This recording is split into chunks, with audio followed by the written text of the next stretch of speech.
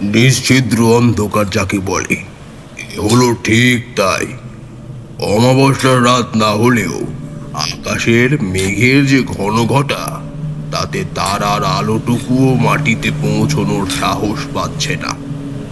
দূরে বঙ্গোপসাগরের এক টানা গম্ভীর গর্জন শোনা যাচ্ছে, যেন কোনো ক্ষুধার্ত দানব শিকল ছিঁড়ে বেরিয়ে আসার জন্য খুঁজছে। মেদিনীপুরের উপকূলবর্তী বালিশাই গ্রামের সীমানা ছাড়িয়ে খাঁড়ির ধারের এই ঘন ঝাউ আর কেয়া পাতার জঙ্গল দিনের বেলাতেও মানুষের বুকে ভয় ধরিয়ে দেয়। আর এখন তো মাঝরাত, বাতাসে নোনা জল আর একটা স্যাঁতস্যাঁতে পচা গন্ধ। সেই অন্ধকারের বুক চিরে কেবল দুটো মানুষের ভারী শ্বাস প্রশ্বাস আর কোদাল শাবলের মাটি কোপানোর শব্দ শোনা যাচ্ছে। মাধব, আমার না বড্ড ভয় করছে রে। চল ফিরে যাই। ডাকাতদের গুপ্তধন আমাদের হজম হবে না। আর জায়গাটাও জায়গাটাও সুবিধে ঠেকছে না আমার। সনাতনের গলায় স্পষ্ট কাঁপুনি ধরা পড়ল।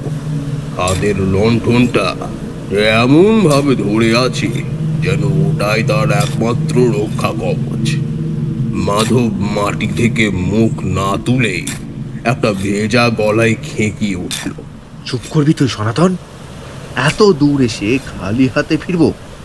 বাপ ঠাকুরদার কাছে শুনিসনি ওই ডাকাত সর্দার ভৈরব চাটুর্যে লুঠের সব মোহর এই এই পোড়া কালীর থানেই পুঁতে রেখেছিল?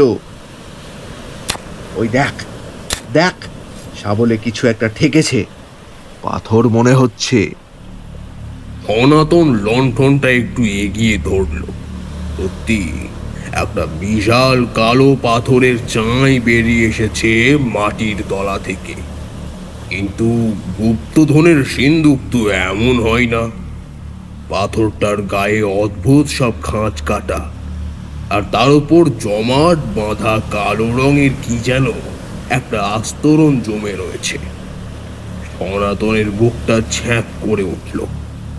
এ তো সিন্দুক নয়, এ তো একটা বহু প্রাচীন পাথরের হাড়ি কাঠ। মাধব, ওটা হাড়ি কাঠ রে। ডাকাতদের ডাকাতদের বলিদানের হাড়ি কাঠ। ওটা তুলিস না, দোহাই তোকে।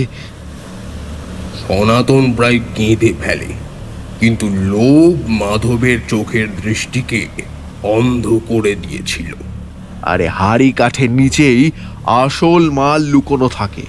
তুই সর সর, আমি একাই উপড়ে ফেলবো এটাকে। উন্মত্তের মতো শাবল দিয়ে আড়ি কাঠের গোড়ার মাটি আলগা করতে শুরু করলো মাধব। কয়েক মিনিটের প্রবল ধস্তাধস্তির পর এক বিকট ঘর ঘর শব্দ করে শতাব্দীর প্রাচীন সেই পাথরের হাড়ি কাঠ তার শেকড় ছেড়ে মাটিতে লুটিয়ে পড়ল। আর ঠিক সেই মুহূর্তেই চারপাশের বাতাস যেন এক লহমায় বরফের মতো ঠান্ডা হয়ে গেল। সমুদ্রের গর্জনটা হঠাৎ করেই আর শোনা যাচ্ছে না। চারিদিক এক অস্বাভাবিক দম বন্ধ করার নিস্তব্ধতায় ডুবে গেল। সনাতন অনুভব করল তার মেরুদণ্ড বেয়ে যেন এক টুকরো বরফ নেমে যাচ্ছে।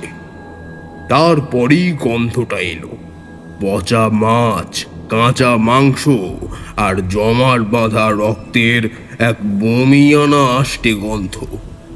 লণ্ঠনের আলোটা দপ করে নিভে গেল। অন্ধকারের ভেতর থেকে শোনা গেল এক অদ্ভুত প্যাঁচ প্যাঁচে শব্দ, যেন কাদা মাখা পায়ে কেউ ভারী শরীর নিয়ে এগিয়ে আসছে। মেঘের আড়াল থেকে বিদ্যুতের একটা তীব্র ঝলকানি চিরে দিল আকাশটাকে। আর সেই এক সেকেন্ডের আলোয় সনাতন যা দেখল, তাতে তার হৃৎপিণ্ড যেন গলার কাছে উঠে এলো। হাড়ি কাঠের শূন্যস্থান থেকে উঠে এসেছে এক বীভৎস অবয়ব, পূর্ণ গর্ভা এক নারী মূর্তি। কিন্তু তার সারা শরীর কালচে কাদায় মাখা, মাথার রুক্ষ চুলগুলো জট পাকিয়ে সাপের মতো ঝুলছে। কিন্তু সবচেয়ে ভয়ঙ্কর তার চোখ দুটো, জ্বলন্ত কয়লার মতো ধক ধক করে জ্বলছে সেই চোখ। মুখটা হাঁ হয়ে আছে, আর সেখান থেকে ফোঁটা ফোঁটা কালচে লালা ঝরে পড়ছে মাটির উপর। মাধব! সনাতনের গলা থেকে শুধু একটা অস্ফুট গোঙানি বেরোলো। মূর্তিটা এবার হাসলো, এক বিকট অমানসিক কান ফাটানো হাসি, যা শুনলে মানুষের মস্তিষ্কের শিরা ছিঁড়ে যেতে পারে। মাধব শাবল ফেলে দিয়ে দিক বিদিক জ্ঞানশূন্য হয়ে অন্ধকারের ভেতর ছুট লাগালো কেয়া জঙ্গলের দিকে। সনাতনও দৌড়তে চাইল, কিন্তু ভয়ে তার পা দুটো যেন মাটিতে গেঁথে গেছে। পিশাচিনীটা এবার তার জ্বলন্ত চোখ দুটো ঘোরালো সনাতনের দিকে। একটা তীক্ষ্ণ আর্তনাদ করে সনাতন কিছু বোঝার আগেই পিশাচিনী এক লাফে তার ঘাড়ের ওপর এসে পড়ল। বরফের মতো ঠান্ডা পুরোধার নখগুলো নিমেষে গেঁথে গেল সনাতনের গলায়। ফেনকি দিয়ে রক্ত ছিটকে পড়ল প্রাচীন ধ্বংসস্তূপের গায়ে। জ্যান্ত মানুষের কাঁচা রক্ত গোগ্রাসে গিলতে গিলতে পিশাচিনী আবার সেই বিকট হাসি হাসল, যা ঝাউবনের অন্ধকারে চিরে মিশে গেল সাগরের গর্জনে। হ্যালো শ্রোতা বন্ধুরা, আপনারা শুনছেন রাতপরীদের আড্ডা ইউটিউব চ্যানেলে লেখিকা সঞ্চারী ভট্টাচার্যের কলমে আজ আমি নিজেই খুলে দেব সে অন্ধকারের দরজা, যে দরজার ওপারে লুকিয়ে রয়েছে রক্ত, প্রতিশোধ আর 100 বছরের অভিশাপ। কিন্তু সাবধান, গল্পটা যখন শুনবেন হঠাৎ যদি আপনার দরজায় ঠক ঠক করে শব্দ হয়, দরজাটা খুলবেন না, কারণ হয়তো বাইরে দাঁড়িয়ে থাকবো আমি।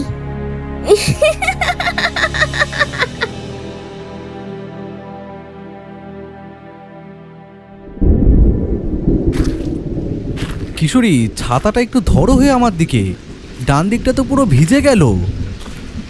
কলকাতার মঠ লেনের অন্ধকার আর কাদা প্যাঁচপ্যাঁচে রাস্তা দিয়ে সাবধানে পা ফেলতে ফেলতে আমি কিশোরীকে কথাটা বললাম। আজ রবিবার, সারা সপ্তাহ হাড় ভাঙা খাটুনির পর এই দিনটার জন্যেই আমি আর কিশোরী মুখিয়ে থাকি। আমাদের গন্তব্য সেই চেনা ঠিকানা তারানাথ তান্ত্রিকের ভিটে। কিশোরী ছাতাটা একটু আমার দিকে হেলিয়ে দিয়ে বলল, বিভূতি, তুমি বড্ড ব্যস্ত হও। এই তো আর 2 বাড়ি পরেই ঠাকুরমশাইয়ের ডেরা, একটু মানিয়ে নাও। আমি আর কিশোরী এইভাবেই একে অপরকে তুমি সম্বোধন করেই কথা বলি। আমাদের বন্ধুত্বের রসায়নটা ওরকমই। আমরা দুজনে হেলে দুলে কাদা মাচিয়ে মঠ লেনের ভেতরে এগোতে লাগলাম। হঠাৎ কিশোরী দাঁড়িয়ে পড়ল। বিভূতি, দাঁড়াও, মোড়ের ওই চপের দোকানটা থেকে ঠাকুরমশাইয়ের জন্য তেলে ভাজা নিয়ে নি, আর ওই পানের গুমটি থেকে একটা পাসিংসও কিনি। ঠাকুরমশাই এই দুর্যোগের রাতে গরম চপ পেলে বড্ড খুশি হবেন। তা যা বলেছ কিশোরী, তুমি কিনে নাও, আমি বরং ছাতাটা ধরে আছি। চপ আর সিগারেটের প্যাকেট পকেটে পুরে আমরা আবার এগোতে লাগলাম। আকাশে তখন মেঘের গুরু গুরু ডাক শুরু হয়েছে। মাঝে মাঝে বিদ্যুতের ঝলকানিতে মঠ লেনের পুরনো দোতলা বাড়িগুলো প্রেতপুরীর মতো দেখাচ্ছে। বৃষ্টিটা আবার নতুন করে তেড়ে এলো। তারানাথ তান্ত্রিককে আমরা দুজনেই ঠাকুরমশাই বলে ডাকি এবং আপনি সম্বোধন করি। তার ওই প্রাচীন শ্যাওলা ধরা দোতলা বাড়ির দরজার সামনে এসে যখন দাঁড়ালাম, তখন বাড়ির সামনের রাস্তায় জল আর কাদা মিলে একাকার অবস্থা। কোনো মতে সেই কাদা পেরিয়ে ভারী কাঠের দরজাটা ঠেলে আমরা ভেতরে প্রবেশ করলাম। ভেতরে একটা স্যাঁতস্যাঁতে অন্ধকার, তার সাথে মিশে আছে ধুনো, কর্পূর আর একটা অদ্ভুত ভেষজ পোড়া গন্ধ। পা টিপে টিপে আমরা সিঁড়ি ভেঙে ওপরে উঠলাম। ঠাকুরমশাইয়ের ঘরের দরজা ভেজানোই থাকে। আমরা সন্তর্পণে দরজা ঠেলে ভেতরে ঢুকতেই দেখলাম ঘরের এক কোণে পঞ্চমুণ্ডির আসনের উপর বসে ঠাকুরমশাই মা কালীর আরাধনায় ব্যস্ত। পরনে রক্তাম্বর, কপালে চওড়া সিঁদুরের তিলক, গলায় রুদ্রাক্ষের মালা। সামনে রাখা একটা তামার কুণ্ডে আগুন জ্বলছে, আর তিনি নিবিষ্ট মনে মন্ত্রোচ্চারণ করছেন। ক্রিং ক্রিং হুম হ্রিং হ্রিং দক্ষিণে কালিকায় ক্রিং ক্রিং হুম হুম হ্রিং হিং স্বাহা। তার মন্ত্রোচ্চারণের গাম্ভীর্যে ঘরের বাতাস যেন ভারী হয়ে আছে। আমরা কোনো কথা না বলে দরজার কাছে চুপ করে দাঁড়িয়ে রইলাম, কিন্তু তিনি চোখ বন্ধ রেখেই আমাদের উপস্থিতি টের পেলেন। মন্ত্রপাঠ থামিয়ে ধীর গলায় বললেন, এসো কিশোরী, এসো বিভূতি, তোমরা এসেছো আমি বুঝতে পেরেছি। ওই মাদুরটাই বসো তোমরা, আমার কাজ প্রায় শেষ। আমরা জুতো খুলে সশ্রদ্ধভাবে মাদুরের ওপরে বসলাম। কিছুক্ষণ পর ঠাকুরমশাই পুষ্পাঞ্জলি দিয়ে মায়ের মূর্তিকে প্রণাম করে আসন ছেড়ে উঠলেন। আমাদের দিকে তাকিয়ে স্মিত হেসে বললেন, আজকের এই দুর্যোগের রাতেও তোমরা দুজন ঠিক চলে এসেছো, তা বেশ করেছো। তন্ত্রের একটা গুচ্ছ ক্রিয়া করছিলাম। জানো তো কিশোরী, এই তন্ত্রবিদ্যা বড় কঠিন পথ। প্রকৃতির প্রতিটি উপাদানের মধ্যে যে সুপ্ত শক্তি রয়েছে তাকে জাগ্রত করে নিজের বশে আনাই হলো সাধনা। কিন্তু সেই শক্তি যদি একবার নিয়ন্ত্রণের বাইরে চলে যায় তবে তা সাধককেই ভস্ম করে দেয়। অন্ধকার আর আলোর এই যে নিরন্তর লড়াই, এটাই হলো তন্ত্রের মূল কথা। কিশোরী মুগ্ধ হয়ে শুনছিল। সে পকেট থেকে শালপাতায় মোড়া চপের প্যাকেট আর সিগারেটের প্যাকেটটা বের করে ঠাকুরমশাইয়ের দিকে এগিয়ে দিল। তারপরে বলল, ঠাকুরমশাই, আপনার জন্য চপ আর পাসিংস এনেছি, এই বৃষ্টিটাতে একটু মুখে দিন। ঠাকুরমশাইয়ের চোখ দুটো খুশিতে চকচক করে উঠল। বেঁচে থাকো কিশোরী, বেঁচে থাকো বিভূতি। এই বৃষ্টির রাতে তেলে ভাজা আর পাসিংসের চেয়ে বড় অমৃত আর কিছু হয় না। ঠিক সেই সময় বাইরে এক কান ফাটানো শব্দে বাজ পড়ল। জানলার কাঁচগুলো ঝনঝন করে উঠল। ঘরের ভেতরে রাখা প্রদীপের শিখাটা কেঁপে উঠেও আবার স্থির হলো। কিশোরী একটু গলা খাঁকারি দিয়ে বলল, ঠাকুরমশাই, আজ বাইরে যা দুর্যোগ চলছে, পরিবেশটা একদম জমে উঠেছে। আমাদের আজ আপনার পূর্বের কোনো ভয়ঙ্কর অভিজ্ঞতার কথা শোনান না। আপনার মুখে গল্প শুনতে শুনতেই তো আমাদের রবিবারগুলো কাটে। ঠাকুরমশাই শালপাতার প্যাকেট থেকে একটা গরম চপ বের করে মুখে পুরলেন। বেশ তৃপ্তি করে চিবোতে চিবোতে চোখ বুজে যেন অতীতের কোনো এক পাতায় ফিরে গেলেন। তারপর একটা পাসিংস ধরিয়ে একগাল ধোঁয়া ছেড়ে গম্ভীর গলায় বলতে শুরু করলেন, সেদিনও ছিল শ্রাবণ মাসের ঠিক এমনই এক মেঘলা সন্ধে। কলকাতার আকাশ ভেঙে তখন অঝোরে বৃষ্টি নামছে। আমি আমার মেষের ঘরে বসে আপন মনে গড়গড়ায় টান দিচ্ছি। মনটা কেমন যেন একটা অশুভ ইঙ্গিতে ভারী হয়েছিল সকাল থেকে। ঠিক এমন সময় এক অপ্রত্যাশিত অতিথির আগমনে আমার আড্ডায় ছেদ পড়ল। দরজায় কড়া নাড়ার শব্দ শুনে খুলে দেখি একটা লোক দাঁড়িয়ে রয়েছে। লোকটির পরনে ভিজে জবজবে ধুতি আর ফতুয়া, চোখের কোলে গভীর কালি, দৃষ্টিতে একটা বন্য আতঙ্ক, আর সারা শরীরে ম্যালেরিয়া রোগের মতো এক অদ্ভুত কাঁপুনি। আমি তাকে ভেতরে এনে বসালাম। এক গ্লাস জল খেয়ে একটু ধাতস্থ হয়ে সে জানালো তার নাম হরিপদ। বাড়ি মেদিনীপুরের একেবারে উপকূলবর্তী এক অখ্যাত গ্রাম বালিসায়ে। বর্তমান দীঘার খুব কাছেই এর অবস্থান। সেই যুগে, অর্থাৎ আমি যে সময়ের কথা বলছি, তখন দীঘায় এমন রমরমা ছিল না। দিগন্ত বিস্তৃত সমুদ্রের একটানা গর্জন, মাইলের পর মাইল দুর্ভেদ্য ঘন ঝাউ আর কেয়াপাতার জঙ্গল, আর মাঝে মাঝে নুন মাখা বালিয়াড়ির বুকে লুকিয়ে থাকা ছোট ছোট জেলে ও চাষিদের গ্রাম নিয়েই ছিল সেই দুর্গম প্রান্তর। হরিপদ জানালো তাদের ওই গ্রামে কোনো জমিদার বা মোড়লের বালাই নেই। গ্রামের বয়োজ্যেষ্ঠরাই মিলেমিশে পঞ্চায়েতের মতো সব সিদ্ধান্ত নেন। মানুষগুলো বড় সহজ সরল। কিন্তু গত 1 মাস ধরে বালিশাই আর তার আশেপাশের গ্রামগুলোতে এমন এক হাড় হিম করা বিভীষিকা নেমে এসেছে যা তাদের রাতের ঘুম কেড়ে নিয়েছে। আমি বুড়ো কুঁচকে জিজ্ঞেস করলাম, কি বিভীষিকা হরিপদ, খুলে বলো। হরিপদর সারা শরীর আবার কেঁপে উঠল। সে কাঁপা কাঁপা গলায় বলতে শুরু করলো, বাবা মশাই, গ্রামের এক প্রান্তে সমুদ্রের খাঁড়ির কাছে ঘন কেয়া জঙ্গলের ভেতর এক বহু প্রাচীন ভগ্ন প্রায় কালী মন্দির আছে। বাপ ঠাকুরদার কাছে শুনেছি এক সময় বাংলার বুক কাঁপানো দুর্ধর্ষ ডাকাত দল, যারা নদী পথে আর সমুদ্রের খাঁড়িতে লুঠোত রাজ চালাত, তারা ওই জঙ্গলে ঢেরা বেঁধেছিল। ওই ডাকাতেরা ছিল মা কালীর অন্ধভক্ত। লুটপাটে বেরোনোর আগে তারা ওই গোপন মন্দিরে ভয়াবহ তান্ত্রিক সাধনা করত, আর দেবীকে সন্তুষ্ট করতে নির্দ্বিধায় দিত নরবলি। কয়েক সপ্তাহ আগে গ্রামের 2 ছোকরা মাধব আর সনাতন ওই ডাকাতদের লুকোনো গুপ্তধনের লোভে গভীর রাতে সেই পুরো মন্দিরের ধ্বংসস্তূপে খুঁড়তে যায়।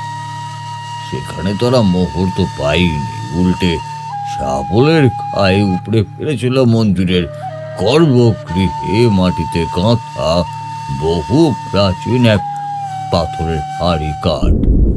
হরিপদ থামল। তার কপালে তখন বিন্দু বিন্দু ঘাম। আমি সিগারেটে লম্বা টান দিয়ে বললাম, তারপর? তারপর আর কি বাবা মশাই, সেই হাড়ি কাঠ উপড়ে ফেলার পর থেকে শুরু হয়েছে আসল সর্বনাশ। পরদিন সকালে খাঁড়ির ধারে সনাতনের রক্ত শূন্য মৃতদেহ পাওয়া যায়। তার গলায় এবং ঘাড়ে তীক্ষ্ণ দাঁত আর নখের বিভৎস দাগ। মনে হচ্ছিল কোনো বন্য জানোয়ার তাকে ছিঁড়ে খেয়েছে। আর মাধব তো পাগল হয়ে গেছে। সারাদিন শুধু একটাই কথা, ওই প্রলাপেই বকছে, রক্ত, ডাকাত মায়ের রক্ত চাই, পিশাচিনী জেগেছে। রাত নামলেই সমুদ্রের দিক থেকে এক পচা মাছ আর কাঁচা মাংসের আষ্টে গন্ধ ভেসে আসবে আমাদের গ্রামে। আর ঝাউ বনের অন্ধকার থেকে শোনা যায় এক বিকট অমানসিক হাসির শব্দ। ইতিমধ্যেই গ্রামের গবাদি পশু থেকে শুরু করে 2 জন জেলের নিখোঁজ হওয়ার ঘটনা ঘটে গেছে। আমরা আর বাঁচবো না বাবা মশাই, আপনি আমাদেরকে রক্ষা করুন।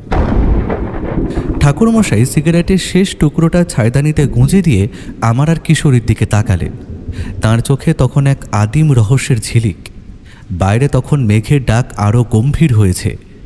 মটলেনের এই শতবর্ষ প্রাচীন দোতলা বাড়িটা যেন বাজ পড়ার প্রবল শব্দে থরথর করে কেঁপে উঠছে। জানলার ফাঁক দিয়ে কনকনে ঠান্ডা হাওয়ার ঝাপটা এসে ঘরের ভেতরে ধুনো আর কর্পূরের গন্ধটাকে আরও ভারী করে তুলল। ঠাকুরমশাইয়ের মুখের ওপর প্রদীপের আলোটা এমনভাবে কাঁপছে যে তাঁর চওড়া কপাল আর রক্তবর্ণ চোখ দুটোকে আরও বেশি রহস্যময় বলে মনে হচ্ছে। আমি আর কিশোরী মন্ত্রমুগ্ধের মতো বসে আছি। আমার শির দাঁড়াবে তখন একটা ঠান্ডা স্রোত নামতে শুরু করেছে। কিশোরী আর থাকতে না পেরে বলে উঠল, তারপর ঠাকুরমশাই, আপনি কি হরিপদর সাথে সেই রাতেই রওনা দিলেন? কেষ্টও তো ছিল আপনার সাথে। ঠাকুরমশাই ছায়দানিতে সিগারেটের শেষ অংশটা গুঁজে দিয়ে কিশোরীর দিকে তাকালেন। হ্যাঁ কিশোরী, কেষ্ট তো আমার বহু পুরনো সঙ্গী। সে ছিল আমার দূর সম্পর্কের মাস্তুতো ভাই। সে আমার কাছে প্রায়শই আসতো তন্ত্রবিদ্যার খুঁটিনাটি প্রশিক্ষণ নিতে। আর যখনই আসতো তখনই কয়েক মাস থেকে যেত। আমি বিভিন্ন অভিযানে যেতে হলে ওকে সাথে করেই নিয়ে যেতাম।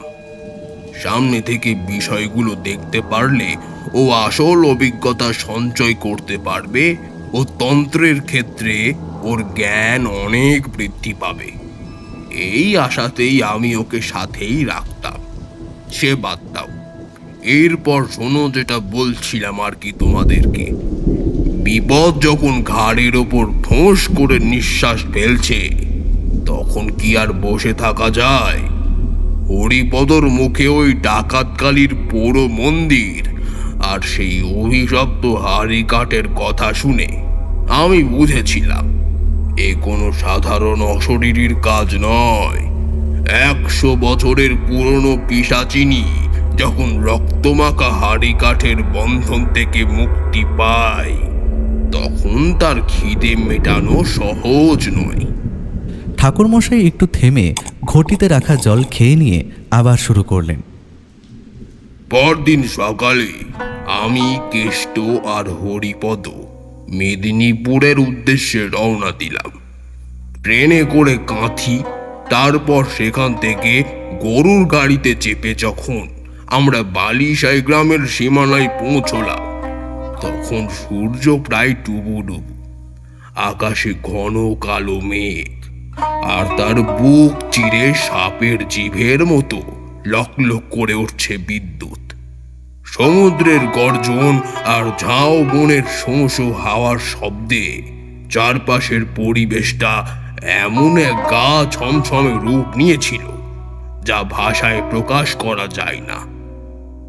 গ্রামের ভেতরে পা রাখতে এক অদ্ভুত নিস্তব্ধতা আমাদের গ্রাস করল। ভর সন্ধে বেলায় গোটা গ্রাম যেন শ্মশানের মতো খাঁ খাঁ করছে।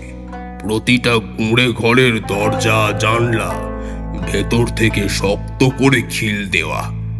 কুকুর বা গবাদি পশুর কোনো সাড়া শব্দ নেই, শুধু বাতাসে ভেসে বেড়াচ্ছে একটা অদ্ভুত বমি আনা পচা গন্ধ। হরিপদ আমাদের নিয়ে তার নিজের কুঁড়ে ঘর তুলল। ওর বউ আর ছোট মেয়েটা ভয়ে সিঁটিয়ে এক কোণে বসেছিল। আমাকে দেখে তারা যেন একটু ভরসা পেল। রাতে হরিপদর বউ কিছু শুকনো রুটি আর গুড় খেতে দিল। খাওয়া শেষ হতে না হতেই বাইরে শুরু হলো প্রলয়ঙ্কর ঝড় আর মুষলধারে বৃষ্টি। টিনের চালে সেই বৃষ্টির শব্দ আর ঝাউবনের মাতাল হাওয়ার গর্জনের মাঝে হঠাৎ করে আমি একটা অন্যরকম শব্দ শুনতে পেলাম। শব্দটা আসছিল কুঁড়ে ঘরের ঠিক বাইরে থেকে। কেউ যেন কাদার ওপর ভারী পা ফেলে ধীরে ধীরে হাঁটছে। প্যাচ প্যাচ প্যাচ। কেষ্ট শব্দটা শুনতে পেয়েছিল। সে ভয়ে আমার দিকে তাকালো। আমি ওকে ইশারায় চুপ করতে বললাম। শব্দটা এবার আমাদের দরজার ঠিক সামনে এসে থামল। তারপর দরজার কপাটে একটা মৃদু টোকা ফুটল। ঠক ঠক। হরিপদর বউ টুকরে কেঁদে উঠতে যাচ্ছিল। আমি ইশারায় তাকে থামিয়ে দিলাম। বাইরে থেকে একটা তীক্ষ্ণ নাকি সুরে মেয়েলি গলা ভেসে এলো। হরিপদ, হরিপদ, দরটা একটু খোল না রে, বড্ড শীত করছে, একটু ভেতরে আসবো? গলাটা শুনেই আমার শরীরের রক্ত জল হয়ে গেল। হরিপদর চোখ দুটো ঠিকরে বেরিয়ে আসার উপক্রম। সে ফিস ফিস করে বলল, বাবা মশাই, এ তো সনাতনের বউয়ের গলা, কিন্তু সে তো কাল রাতেই গলা দড়ি দিয়ে মরেছে। আমি নিজের ঝোলা থেকে এক মুঠো সর্ষে বের করে ওং হ্রিং ক্লিং বং ভটুকাভম নমঃ মন্ত্রে অভিমন্ত্রিত করে দরজার দিকে ছুঁড়ে মারলাম। আর ঠিক সেই মুহূর্তেই বাইরের সেই নাকি সুরে গলাটা এক বিভৎস গগনভেদী হাসিতে বদলে গেল। এক অমানুষিক অট্ট হাসি। মনে হলো যেন একসঙ্গে কয়েকশো শেয়াল ডাকছে। হাসির চোটে গোটা কুড়ে ঘরটা থরথর করে কাঁপতে লাগলো। তারপর হঠাৎ করেই হাসিটা থেমে গেল, আর দরজার নিচ থেকে ঘরের ভেতরে হু হু করে ঢুকতে শুরু করলো সেই পচা মাছ আর জমাট বাঁধা রক্তের উৎকট গন্ধ।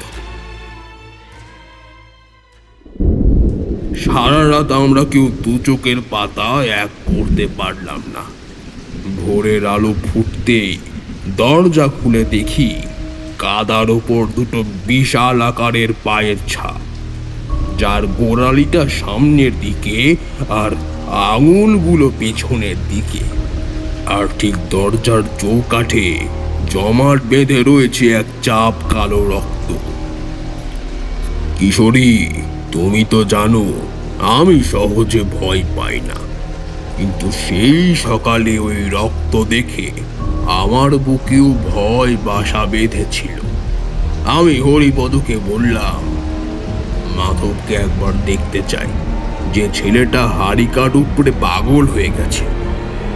হরিপদ আমাদের নিয়ে গেল মাধবের বাড়ি। বাড়ির উঠোনে একটা পেয়ারা গাছের সাথে মোটা কাছি দিয়ে বাঁধা ছিল মাধব। তার অবস্থা দেখে কেষ্টর তো বমি আসার উপক্রম। মাধবের পরনের কাপড় ফালা ফালা, ছাড়া গায়ে কাদা শুকিয়ে যাওয়া রক্তের দাগ। সে নিজের হাতের মাংস নিজেই কামড়ে ছিঁড়ে খাচ্ছে, আর মুখ থেকে গ্যাঁজলা উঠছে। আমাদের দেখেই সে খেকিয়ে উঠল। রক্ত, ডাকাত মায়ের রক্ত চাই। ভবানী এসেছে, তোদের তোদের সব কটাকে চিবিয়ে খাবে। আমি দেখলাম মাধবের চোখের মণি দুটো সম্পূর্ণ সাদা হয়ে গেছে। আমি দ্রুত ঝোলা থেকে একটা শ্বেত চন্দন আর কামাক্ষার মাটি বের করে ওর কপালে ছুঁয়ে গুরু গম্ভীর স্বরে মন্ত্র পড়লাম। ওং ফট স্বাহা প্রেতাপ্তামনে গচ্ছ গচ্ছ। মন্ত্রের স্পর্শে মাধব একটা বিকট চিৎকার করে জ্ঞান হারালো। আমি হরিপদকে বললাম, ওর শরীরে পিশাচির নজর লেগেছে। আজ সূর্যাস্তের আগেই আমাদের ওই ডাকাতকালীর পোড়ো মন্দিরে যেতে হবে। হাড়ি কাঠের আসল রহস্য না জানলে এই গ্রামকে বাঁচানো অসম্ভব। দুপুরের দিকে বৃষ্টি একটু ধরতেই আমি আর কেষ্ট বেরিয়ে পড়লাম। হরিপদ ভয়ে যেতে রাজি হলো না, তবে রাস্তাটা বাতলে দিল। ঘন কেয়া জঙ্গল আর কাঁটা ঝোপ পেরিয়ে যখন আমরা খাঁড়ির ধারে সেই পোড়ো মন্দিরের সামনে এসে দাঁড়ালাম, তখন দুপুর বেলাতেও জায়গাটার থমথমে পরিবেশে গায়ে কাঁটা দিয়ে ওঠে। শতাব্দী প্রাচীন ইটগুলো খসে পড়ছে। বট আর অসত্যের শেকড় যেন অক্টোপাসের মতো আষ্টে পৃষ্ঠে বেঁধে রেখেছে গোটা মন্দিরটাকে। মন্দিরের গর্ভগৃহের ছাদ অনেক আগেই ভেঙে পড়েছে। ভেতরে পা রাখতেই সেই তীব্র বমি আনা আষ্টে গন্ধটা আবার নাকে এলো। দেখলাম মেঝের ঠিক মাঝখানে একটা বিরাট গর্ত, আর তার পাশেই পড়ে রয়েছে সেই অভিশপ্ত পাথরের হাড়িকাঠ। কালো পাথরের গায়ে শুকিয়ে থাকা ছোপ ছোপ রক্তের দাগগুলো যেন আজকেও টাটকা। আমি হাড়িকাঠটার কাছে গিয়ে বসলাম। কেষ্ট আমার পেছনে দাঁড়িয়ে কাঁপছিল। আমি পাথরটার গায়ে খোদাই করা কিছু তান্ত্রিক চিহ্ন দেখতে পেলাম। এগুলো কোনো সাধারণ বলিদানের চিহ্ন নয়, এগুলো হলো কাউকে চিরকালের জন্য বন্দি করে রাখার মহাবিদ্যা। হঠাৎ কেষ্টর আর্তনাদে আমি চমকে উঠলাম। ঠাকুর মশাই, ওই ওই দেখেন। কেষ্টর গলা দিয়ে স্বর বেরোচ্ছে না। আমি ঘাড় ঘুরিয়ে দেখলাম গর্ভগৃহের একটা অন্ধকার কোণে দুটো মানুষের মৃতদেহ পড়ে আছে। দেহ দুটো এমন ভাবে দুমড়ে মুচড়ে আছে যে প্রথমটাই চেনার উপায় নেই। কাছে গিয়ে দেখলাম গ্রামের সেই যে দুজন জেলে নিখোঁজ হয়েছিল, এরাই তারা। কিন্তু সবচেয়ে ভয়ঙ্কর ব্যাপার হলো তাদের শরীরে এক ফোঁটাও রক্ত নেই। গলার কাছে একটা বিরাট গর্ত, সেখান থেকে সমস্ত রক্ত চুষে নেওয়া হয়েছে। আর তাদের পেট চিরে নাড়ি ফুড়ি বের করে মন্দিরময় ছড়িয়ে রাখা হয়েছে। ঠিক সেই সময় আকাশের মেঘগুলো এক জায়গায় জড়ো হয়ে অকাল সন্ধ্যার সৃষ্টি করল। চারিদিক অদ্ভুত রকমের অন্ধকার হয়ে এলো। বাতাস হঠাৎ করে একদম থেমে গেল। একটা গাছের পাতাও নড়ছে না। হঠাৎ করে মন্দিরের ভাঙা ছাদের ওপর থেকে এক ফোঁটা গাঢ় গরম তরল এসে পড়ল আমার হাতের উপর। রক্ত, টাটকা রক্ত। আমি আর কেষ্ট একসাথে ওপরের দিকে তাকালাম। বিদ্যুতের একটা তীব্র ঝলকানিতে দেখলাম ভাঙা ছাদের কার্নিস ধরে উল্টো হয়ে ঝুলে আছে একটা ছায়া মূর্তি। সারা শরীর কাদায় মাখা, চুলগুলো মাটি অবধি ঝুলছে। আর সেই চুলের জট থেকে দুটো জ্বলন্ত অঙ্গারের মতো চোখ আমাদের দিকেই তাকিয়ে রয়েছে। তার হাঁ করা মুখ থেকে ফোঁটা ফোঁটা রক্ত ঝরে পড়ছে আমাদের উপর। আমি দ্রুত নিজের রুদ্রাক্ষের মালাটা হাতে চেপে ধরে উচ্চস্বরে মন্ত্র পড়তে শুরু করলাম। ওং ওং হ্রিং শ্রিং ক্লিং চামুন্ডায় বিচ্ছে, ওং ওং ফট ফট স্বাহা। আমার মন্ত্রোচ্চারণের সাথে সাথে ওপর থেকে একটা হাড় হিম করা কান ফাটানো আর্তনাদ ভেসে এলো। তারপর চোখের পলকে মূর্তিটা ছাদের উপর দিয়ে সাপের মতো এঁকে বেঁকে জঙ্গলের অন্ধকারের দিকে মিলিয়ে গেল। কেষ্ট তখন মাটিতে বসে হাঁপাচ্ছে। আমি বুঝতে পারলাম আজ রাতের মধ্যেই যদি এই পিশাচিনীকে শৃঙ্খলিত না করা যায়, তবে কাল সকালের আলো আর আমাদের কারো দেখা হবে না। এই পর্যন্ত বলে ঠাকুরমশাই একটু থামলেন। তার হাতে সিগারেটটা কখন যেন পুড়ে ছাই হয়ে গেছে। বাইরে তখন আরেকবার কড়কড় করে বাজ পড়ল। কিশোরী আর আমার শরীরে রক্ত তখন আতঙ্কে রীতিমতো জমে বরফ হয়ে গেছে। ঠাকুরমশাইয়ের ঘরের ওই টিমটিমে আলোতেও মনে হতে লাগলো অন্ধকারের কোনো এক কোণ থেকে বুঝি সেই জ্বলন্ত চোখ দুটো আমাদের দিকেই তাকিয়ে আছে। বাইরে তখন বৃষ্টির বেগ আরও বেড়ে গেছে। মঠ লেনের পুরনো ইটের দেওয়াল বেয়ে বৃষ্টির জল গড়িয়ে পড়ার শব্দটা মনে হচ্ছিল যেন অগণিত অদৃশ্য আঙুল নখ দিয়ে আঁচড়ে চলেছে কাঁচ। ঘরের ভেতরের আলোটা আরও ম্লান হয়ে এসেছে। ঠাকুরমশাইয়ের মুখের ওপর প্রদীপের শিখাটা তুলতে তুলতে অদ্ভুত সব ছায়া ফেলছে। কিশোরী এক কাপ মিষ্টি চা এনে ঠাকুরমশাইয়ের দিকে এগিয়ে দিল। তার হাত দুটো তখনও থরথর করে কাঁপছে। কিশোরী রুদ্ধশ্বাসে জিজ্ঞেস করল, ঠাকুরমশাই, তারপর কি হলো? সেই পিশাচিনী তো আপনাকে ছাড়ার পাত্রী নয়। ওই ভয়ঙ্কর মন্দিরে আপনারা সেদিন রাত কাটালেন কি করে? ঠাকুরমশাই চায়ের কাপে একটা চুমুক দিয়ে গভীর দীর্ঘশ্বাস ফেললেন। তার চোখ দুটো যেন অতীতের সেই ঘোর অন্ধকার জঙ্গলের গভীরে হারিয়ে গেছে। গম্ভীর গলায় তিনি বলতে শুরু করলেন, সন্ধ্যা নামতে বালিশাই গ্রামের সেই পুরো কালী মন্দিরের চারপাশটা এক অচেনা আতঙ্কে থমথম করতে লাগলো। সমুদ্রের গর্জন তখন আরো বিকট, যেন কোনো দানবতার গর্ভ থেকে বেরিয়ে আসার শেষ চেষ্টা চালাচ্ছে।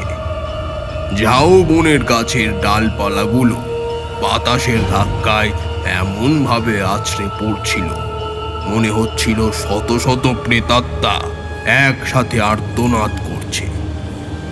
আমি আর কেষ্ট মন্দির থেকে সামান্য দূরে হরিপদদের আনা একটা ছোট্ট তাঁবু খাটিয়ে বসেছিলাম।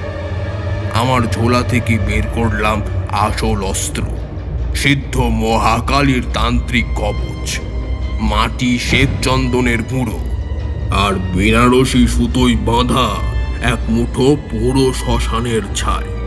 আমি স্পষ্ট বুঝতে পেরেছিলাম ওই পিশাচিনী কোনো সাধারণ প্রেতাত্মা নয়। 100 বছর আগে ডাকাতদের হাতে নির্মমভাবে খুন হওয়া সেই ভবানী নামের যুবতীর আত্মা অন্ধ আক্রোশে পিশাচিনীতে রূপান্তরিত হয়েছে।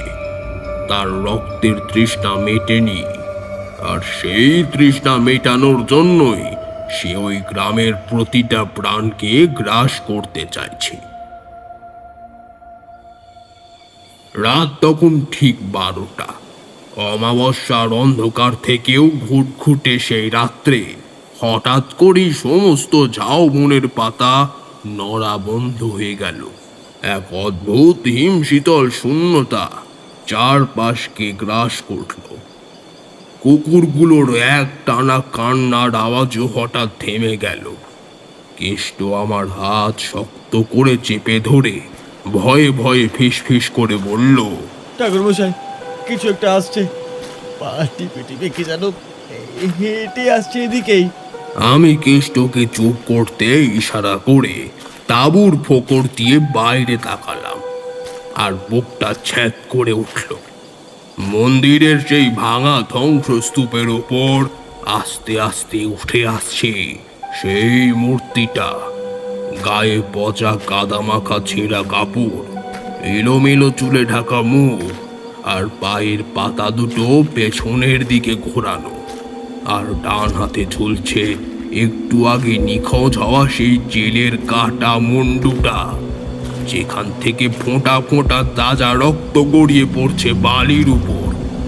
সবচেয়ে ভয়ঙ্কর ব্যাপার হলো তার মুখটা মানুষের মতো নয়, চোয়ালটা অস্বাভাবিক লম্বা, আর হাঁ করা মুখের ভেতর থেকে বেরিয়ে আসছে কুকুরের মতো ধারালো সব দাঁত।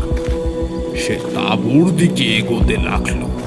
প্রতি পদক্ষেপে তার গলা থেকে বেরিয়ে আসছে একটা ঘর ঘর গোঙানি। রক্ত, রক্ত চাই আমার।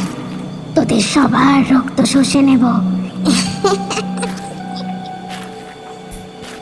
তাঁবুর বাইরে এসে সে একটা বিশাল নখ দিয়ে তাঁবুর বাইরের পর্দাটা এক টানে ছিঁড়ে ফেলল। ভেতরে ঢুকেই তার জ্বলন্ত কয়লার মতো চোখ দুটো সোজা এসে পড়ল আমার উপর। তার মুখ থেকে তখন গ্যাঁচলা আর পচা রক্তের দুর্গন্ধ ছুটছে। কেষ্ট ভয়ে অজ্ঞান হওয়ার জোগাড়। আমি আর এক মুহূর্তর সময় নষ্ট না করে ঝোলা থেকে এক মুঠো অভিমন্ত্রিত সর্ষে আর নুনের গুঁড়ো সজোরে তার চোখের দিকে ছুঁড়ে মারলাম। ওং হ্রিং ক্রং ফট, প্রেত পিশাচিনী দূরী করো স্বাহা। আমার গলার স্বর সেই রাতে বজ্রের মতো ফেটে পড়ল। মন্ত্রের প্রচণ্ড শক্তিতে ঠোঁট সেগুলো যেন আগুনের স্ফুলিঙ্গের মতো গিয়ে পড়ল পিশাচিনীর চোখে মুখে। সে একটা কান ফাটানো আর্তনাদ করে পিছিয়ে গেল। তার মুখ থেকে কালো ধোঁয়া বেরোতে শুরু করলো, কিন্তু পরক্ষণে সে আরো হিংস্র হয়ে আমাদের উপর ঝাঁপিয়ে পড়ার জন্য 2 হাত বাড়ালো। তার সেই ঠান্ডা ক্ষুরোধার নখগুলো আমার ঠিক বুক বরাবর এসে গেছে। আমি দেখলাম সাধারণ মন্ত্রে একে পুরোপুরি থামানো যাবে না। এর শেকড় রয়েছে ওই মন্দিরের গভীরে প্রথিত সেই হাড়ি কাঠের মধ্যে। আমি কেষ্টকে চিৎকার করে বললাম, কেষ্ট, ওই পুরো মন্দিরের ভেতরে যাও, যেখান থেকে হাড়ি কাঠটা উপড়ে ফেলা হয়েছিল। সেই গর্তটার ভিতরে আমার ঝোলা থেকে একটা তামার মুদ্রা আর গঙ্গা জলের কৌটোটা ফেলে দাও তাড়াতাড়ি। কেষ্ট ভয়ে আড়ষ্ট হয়ে থাকলেও আমার হুকুমে জীবনের বাজি রেখে অন্ধকারের ভেতর ছুটল মন্দিরের দিকে। এদিকে পিশাচিনী আমাকে আঁকড়ে ধরার জন্য খ্যাপার মতো ছটফট করছে। তার মুখের আঁচড়ে আমার গায়ের ফতুয়া ছিঁড়ে রক্ত বেরিয়ে এলো। আমি আমার জপের মালাটা ওর গলায় পেঁচিয়ে ধরে মহাদেব ও মা কালীর নাম জপতে লাগলাম। ঘরের ভেতরে যেমন শক্তি প্রয়োগ করতে হয়, প্রকৃতির এমন খোলা প্রাঙ্গণে তার চেয়ে 1000 গুণ বেশি শক্তি খরচ করতে হয়। আমার সারা শরীর তখন ঘামে ভিজে গেছে, চোখের সামনে অন্ধকার দেখছি। ঠিক সেই মুহূর্তে মন্দিরের ভেতর থেকে কেষ্টর একটা গলা ফাটা আর্তনাদ ভেসে এলো। ঠাকুর মশাই, ওই ওই ওই গর্তটার ভেতর থেকে হাত বাড়িয়ে কে যেন আমার এই পাটাকে চেপে ধরেছে। আমি দেখলাম পিশাচিনী এক ঝটকায় আমার হাত ছাড়িয়ে নিয়ে উল্টো ঘুরে বিদ্যুৎ বেগে মন্দিরের অন্ধকারের দিকে ছুটে গেল। আমি আর এক মুহূর্ত দেরি করলাম না, হাতের ত্রিশূলটা মাটিতে সজোরে ঠুকে দিলাম এক বিরাট হুঙ্কার দিয়ে।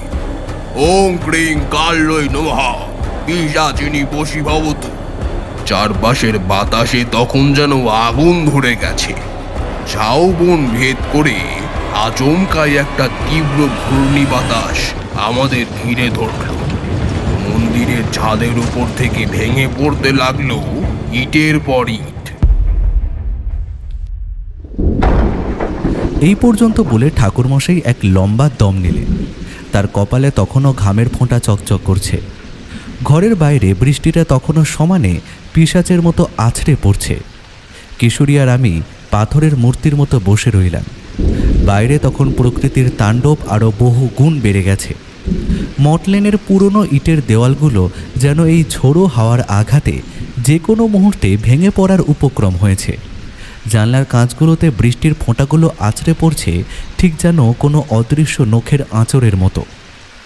ঘরের ভেতরে প্রদীপের শিখাটা হঠাৎ করেই অদ্ভুত একটা নীলচে আলোয় কাঁপতে শুরু করলো। বাতাসে ধুনো আর কর্পূরের গন্ধের সাথে তীব্র এক পোড়া গন্ধ মিশে ঘরটাকে আরও বেশি ভারী আর রহস্যময় করে তুলেছে। কিশোরী আমার দিকে তাকিয়ে ভয়ে ভয়ে দেখল। তার মুখের চামড়াটা যেন ভয়ে আরও সাদা হয়ে গেছে। সে কোনো মতে গলা থেকে স্বর বার করে ফিসফিস করে বলল, ঠাকুরমশাই, কেষ্টবাবুকে কি সেই পিশাচিনী সেদিন টেনে নিয়েছিল? ওই অন্ধকারের ভেতর সেদিন কি ঘটেছিল বলুন না। তারানাথ হাতের তামাকের খিলিটা নামিয়ে রেখে কিশোরী চোখের দিকে তাকালো। ওনার দৃষ্টিতে তখন অতীতের সেই বিভীষিকাময় রাতের গাঢ় ছায়া। গলার স্বর নামিয়ে এনে গম্ভীর গলায় বলে চললেন তিনি, সেদিন বালিশাই গ্রামের সেই পোড়ো কালী মন্দিরের গর্ভগৃহের ভেতরে যা ঘটেছিল তা আজও মনে পড়লে আমার গায়ে কাঁটা দিয়ে ওঠে। কেষ্ট যখন ওই হাড়িকাঠের গর্তটার সামনে গিয়ে গঙ্গার জলের কৌটোটা ফেলতে গেল, তখনই মাটি পড়ে উঠে এলো সেই বীভৎস দৃশ্য। গর্ভগৃহের সেই অন্ধকার গর্তের ভেতর থেকে হঠাৎ বেরিয়ে এলো অজস্র কুচকুচে কালো কাটা হাতের মতো কিছু শিকড়। সেই শিকড়গুলো সাপের মতো পেঁচিয়ে ধরলো পা দুটো। কেষ্ট ভয়ে চেঁচিয়ে উঠল, ঠাকুর মশাই, আমাকে বাঁচান, বাঁচান আমাকে, মাটি কিলে কাটছে আমাকে, ঠাকুর মশাই আমাকে বাঁচান। আমি এক মুহূর্ত নষ্ট করলাম না। ঝোলা থেকে আমার সেই আদি আমলের পিতলের ঘণ্টাটা বের করে বাঁ হাতে সজোরে বাজাতে শুরু করলাম। সেই ঘণ্টার আওয়াজ মুহূর্তের মধ্যে ঝাউবনের সমস্ত শোঁ শোঁ শব্দকে ছাপিয়ে একটা প্রতিধ্বনিত বজ্রধ্বনির সৃষ্টি করল। ডান হাতে তুলে নিলাম আমার বিশেষ মন্ত্রপুত রুদ্রাক্ষের চাবুকটা। ওং রিং ত্বং পিশাচিনী গ্রাসং ছিন্দি ছিন্দি ভিন্দি ভিন্দি পট স্বাহা। চাবুকের সেই ঘা গিয়ে পড়লো সরাসরি কেষ্টর পায়ে জড়িয়ে থাকা সেই কালো শেকড়গুলোর উপর। একটা তীব্র যন্ত্রণার আর্তনাদ ভেসে এলো মাটির নিচ থেকে। মনে হলো কেউ যেন কাঁচা মাংস পুড়িয়ে ফেলছে। সেই আঁশটি পচা গন্ধটা তখন এতটাই তীব্র হয়ে উঠেছে যে আমাদের চোখের সামনে সবকিছু যেন অন্ধকার হয়ে আসছে। ঠিক সেই মুহূর্তেই পিশাচিনীটা গর্ভগৃহের ছাদের ভাঙা অংশ থেকে সোজা লাফিয়ে এসে পড়ল কেষ্টর ঠিক মাথার ওপর। তার চুলগুলো জীবন্ত সাপের মতো ছড়িয়ে পড়েছে চারিদিকে। তার মুখের হাঁ করা কোণ থেকে ন্যাজলা মেশানো রক্ত গড়িয়ে পড়ছে কেষ্টর গায়ে। পিশাচিনী তার নোংরা কুৎসিত নখ দুটো দিয়ে কেষ্টর বুক চিরে ফেলার জন্য হাত বাড়ালো। আমি আর ধৈর্য রাখতে পারলাম না। আমার জীবনের সব থেকে কঠিন সাধনার মন্ত্রটা সেদিন উচ্চারণ করেছিলাম। আমি জানতাম এই পিশাচিনীকে যদি আজকের এই অমাবস্যার রাতে পুরোপুরি বন্দি না করা যায়, তবে কেবল বালিশাই গ্রাম নয়, মেদিনীপুরের গোটা উপকূলবর্তী অঞ্চল রক্তে ভেসে যাবে। আমি এক লাফে গর্ভগৃহের ভেতরে ঢুকে পিশাচিনীর ঠিক সামনে গিয়ে দাঁড়ালাম। আমার দুই চোখের দৃষ্টি তখন তার জ্বলন্ত চোখের ওপর স্থির। আমি আমার বুকের রক্ত ভেজা একটা জবা ফুল সরাসরি ছুঁড়ে মারলাম তার কপালে। ওং ক্রিং কল্লয় প্রেত পিশাচিনী পং ভট্টুকামং নমঃ শৃঙ্খলিত ভাব। মন্ত্র উচ্চারণের সাথে সাথেই একটা অভাবনীয় ঘটনা ঘটল। আমার সেই জবা ফুলটা পিশাচিনীর কপাল স্পর্শ করতেই তার শরীর থেকে তীব্র ধোঁয়া বেরোতে শুরু করলো। সে একটা অমানসিক চিৎকার করে পিছিয়ে গেল।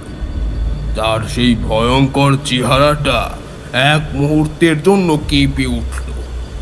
আমি দেখলাম তার মুখের ভেতরে ফুটে উঠেছে এক অবর্ণনীয় যন্ত্রণা আর কষ্টের ছাপ। যেন একটা অসহায় মেয়ে মানুষ মৃত্যুর পরেও শান্তির নাগাল না পেয়ে নরক যন্ত্রণা ভোগ করছে। কিন্তু আক্রোশ আর খিদে তাকে আবার অন্ধ করে দিল।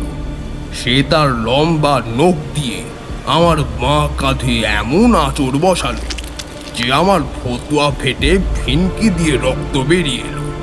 তীব্র ব্যথায় আমার শরীর কেঁপে উঠল, কিন্তু আমি মন্ত্রপাঠ থামাইনি।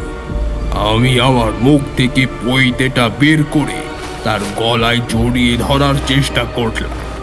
ঠিক তখনই কেষ্ট তার সমস্ত শক্তি দিয়ে আমার ঝোলা থেকে সেই তামার মুদ্রাটা আর গঙ্গার জলের কৌটোটা উপড়ে ফেলা হাড়ি কাঠের শূন্য গর্তের ভেতরে সজোরে ঢেলে দিল। গঙ্গার জল যেই মাত্র সেই অভিশপ্ত মাটির ছোঁয়া পেল, অমনি একটা প্রচন্ড বিস্ফোরণের মতো শব্দ হলো। পুরো মন্দিরের চত্বরটা যেন কেঁপে উঠল। আকাশে তখন হাজার হাজার বজ্র একসাথে ডেকে উঠেছে। পিশাচিনী সেই বজ্রের আলোয় আমার দিকে তাকিয়ে এক অদ্ভুত করুণ দৃষ্টিতে হাসল। তারপর সে আস্তে আস্তে পিছিয়ে যেতে লাগলো সেই গর্তটার দিকে। মাটির তলা থেকে তখন এক অদৃশ্য হাত তাকে টেনে নামাচ্ছে ভেতরের দিকে। পিশাচিনী তার শেষ চেষ্টার একটা হাত বাড়িয়ে ধরেছিল আমাকে ধরার জন্য, কিন্তু তার আগে আমি মাটিতে সজোরে ত্রিশূল গেঁথে শেষ মন্ত্রটা উচ্চারণ করলাম। ওং শান্তি শান্তি শান্তি প্রেতাত্মনে মুক্তি ভবতু। এক ঝলক তীব্র নীল আলোর বিস্ফোরণে চারপাশটা যেন অন্ধ হয়ে গেল।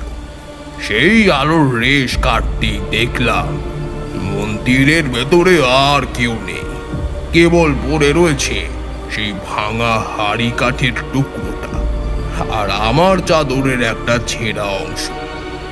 বাতাসের সেই পচা গন্ধটা কোথায় যেন মিলিয়ে গেছে। চারপাশের কিয়া জঙ্গল আর সমুদ্রের গর্জন তখন এক চারপাশের কিয়া জঙ্গল আর সমুদ্রের গর্জন তখন এক স্বাভাবিক ছন্দে ফিরে এসেছে। ভোরের প্রথম আলো যখন সেই ধ্বংসপ্রাপ্ত মন্দিরের ইটের ওপর এসে পড়ল, তখন আমরা দেখতে পেলাম গ্রামের মানুষগুলো ভয়ে ভয়ে দূরে দাঁড়িয়ে আমাদের দিকে তাকিয়ে আছে। হরিপদ দৌড়ে এলো আমাদের কাছে। আমাদের অক্ষত দেখে সে কেঁদে ফেলল। আমরা আর এক মুহূর্ত সেখানে দাঁড়াইনি। ওই অভিশপ্ত বালিয়াড়ির মাটি ছেড়ে আমরা সোজা কলকাতার ট্রেন ধরেছিলাম। ঠাকুরমশাই একটা দীর্ঘশ্বাস ফেললেন। তার চায়ের কাপটা তখন পুরোপুরি খালি। বাইরে বৃষ্টির শব্দটা একটু কমে এসেছে, কিন্তু মটলেনের ওই স্যাঁতস্যাঁতে আবহাওয়ায় তখনও একটা গা ছমছমে আতঙ্ক লেগে রয়েছে। কিশোরী আর আমি কিছুক্ষণ কোনো কথা বলতে পারলাম না। আমাদের বুক তখনও কাঁপছে। কলকাতার মটলেনের সেই প্রাচীন দোতলা বাড়ির স্যাঁতস্যাঁতে ঘরটাতে তখন অদ্ভুত এক স্তব্ধতা নেমে এসেছে। বাইরে মুষলধারে বৃষ্টির তাণ্ডব খানিকটা স্তিমিত হলেও মেঘের গর্জন মাঝে মাঝেই কেঁপে উঠছিল। জানলার ফাঁক দিয়ে ভেসে আসা ভেজা বাতাসের ঝাপটায় ঘরের কোণে রাখা প্রদীপের শিখাটা কাঁপছিল। আমি আর কিশোরী রুদ্ধশ্বাসে বসে আছি। ঠাকুরমশাই নিজের আসনে স্থির হয়ে বসে একটা দীর্ঘশ্বাস ফেললেন। তার চোখের দৃষ্টি যেন বহু দূর অতীতের কোনো এক অন্ধকারের দিকে নিবদ্ধ। কিশোরী গলাটা একটু পরিষ্কার করে ভয়ে ভয়ে বলল, ঠাকুরমশাই, বালিশাই গ্রামের সেই ভয়ঙ্কর পিশাচিনী গল্প তো শেষ হলো, কিন্তু আপনার জীবনের এই ধরনের অতিলৌকিক আর তন্ত্র সাধনার অভিজ্ঞতা তো আরও কত আছে। সেই পিশাচিনী কি চিরকালের মতো শান্ত হয়েছিল, নাকি তার সেই অভিশাপের কোনো গভীরতর রহস্য আজও কোথাও লুকিয়ে আছে? ঠাকুরমশাই মৃদু হাসলেন। সেই হাসির মধ্যে এক অদ্ভুত গাম্ভীর্য আর বয়সের ভার স্পষ্ট হয়ে ফুটে উঠল। তিনি তার সামনে রাখা তামার কৌটো থেকে একটু তামাক নিয়ে মুখে গুঁজে চিবোতে লাগলেন।